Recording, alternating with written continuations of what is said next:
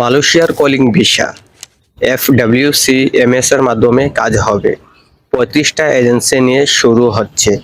August থেকে medical শুরু। Visa হতে কতদিন সময় লাগবে? সকল বিস্তারিত আজকের এই ভিডিওতে আপনারা পেয়ে যাবেন এবং সকল তথ্য কিন্তু পেয়ে যাবেন। এই জন্য আজকের ভিডিওটি না টেনে ফুল ভিডিওটি দেখুন, তাহলেই সবকিছু বুঝতে পারবেন। এখন আমি ভিডিও শুরু করি, আপনারা মনোযোগ দিয়ে ভিডিওটি দেখুন।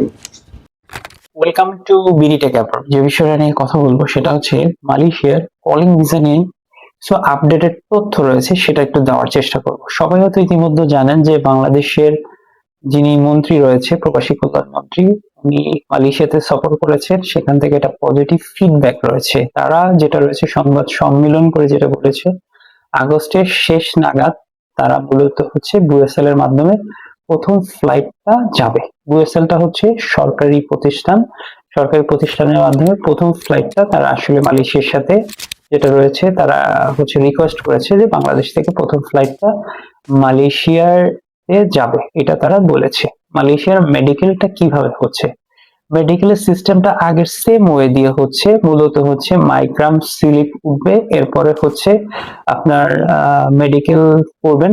মেডিকেলে এখন রেট ফিক্সড হয়নি। মাইগ্রামে আগের বার ছিল হলো প্রায় 2,500 থেকে 3,000 টাকার কাছাকাছি। সবাই ম্যাক্সিমাম 3,000 টাকায় নিয়েছে, 7,000 টাকা মেডিকেলে ছিল। সাধারণত এটাই হওয়ার চান্স 80%। যদি কিছু পরিবর্তন আসে সেটা অবশ্যই জানানো হবে। ধরেন হচ্ছে মাইগ্রাম স্লিপ তুলবে, এরপরে সে মেডিকেল দিবে। মেডিকেলে ফিট হওয়ার পরে হচ্ছে তার প্রসিডিউরে যাবে তার ডকুমেন্টস গুলো।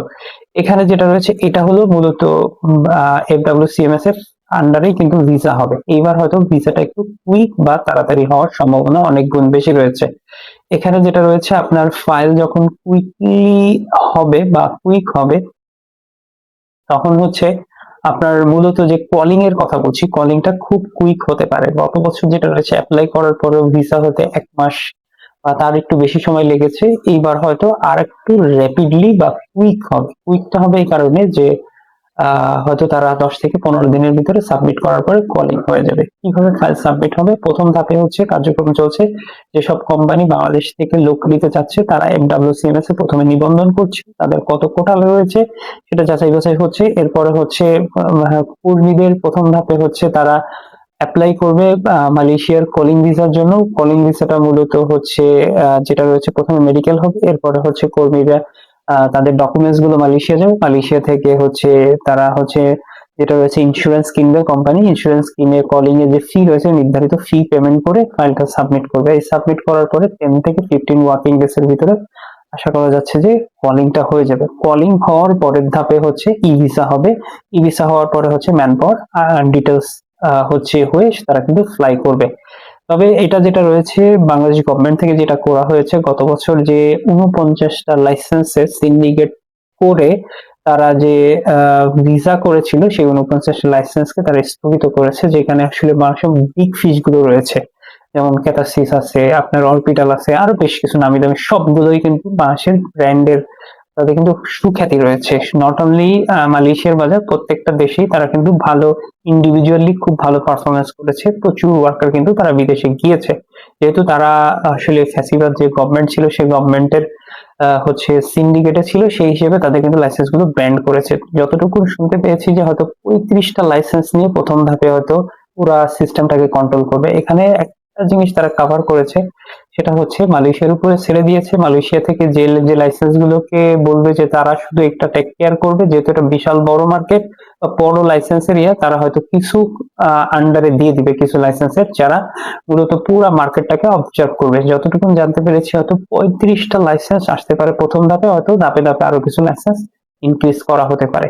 এখানে অ্যাকচুয়ালি কোনো লিস্ট পাওয়া যায়নি যে কোন কোন লাইসেন্স আসতে পারে বা কারা আসবে বা হচ্ছে কারা এখানে এই 35টা লাইসেন্সের আন্ডারে থাকছে, সেটা কিন্তু ডিটেল এখনো বলা হয়নি। কোন কোন মেডিকেল করবে সেটা এখনো কোনো ইনফরমেশন পাওয়া যায়নি। হয়তো 2-1 দিনের ভিতরে বিস্তারিত তথ্য পাওয়া যাবে। সাধারণত আমরা ধারণা করছি যে আগস্টের প্রথম সপ্তাহ থেকে মেডিকেল শুরু হবে।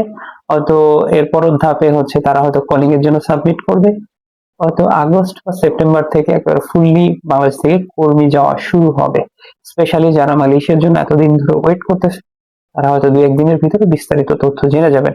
এখানে আসলে কোন কোন মেডিকেল সেন্টার গুলো মেডিকেল করবে বা কোন কোন লাইসেন্স গুলো আন্ডারে এখানে কাজগুলো হবে, এটা নিয়ে এখনো ক্লিয়ার কোনো মেসেজ পাওয়া যায়নি। এই ক্লিয়ার মেসেজ পাওয়ার সাথে সাথে আমরা আপনাদের ভিডিও আকারে আপনাদের সামনে উপস্থাপন করব যে এই লাইসেন্স গুলো পাচ্ছে বা এরা কাজ পাচ্ছে, সিস্টেম বা প্রক্রিয়া কি হচ্ছে সেটা নিয়ে বিস্তারিত তথ্য গাইডলাইন দেওয়ার চেষ্টা করব।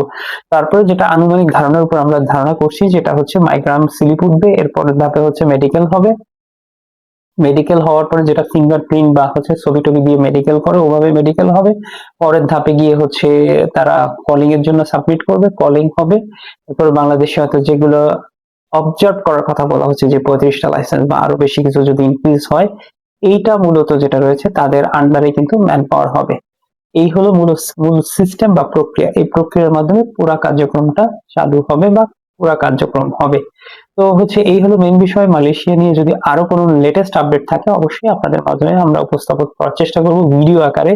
যদি যে লাইসেন্স গুলো যুক্ত হবে তাদের লাইসেন্স, নাম, অ্যাড্রেস সব বিস্তারিত তথ্য দিব, প্লাস যেগুলা আপনার মেডিকেলের আন্ডারে মেডিকেল হবে সেটা নিয়ে ডিটেইল ইনফরমেশন দেওয়ার চেষ্টা করব। সবাই ভালো থাকবেন, সুস্থ থাকবেন। আল্লাহ হাফেজ।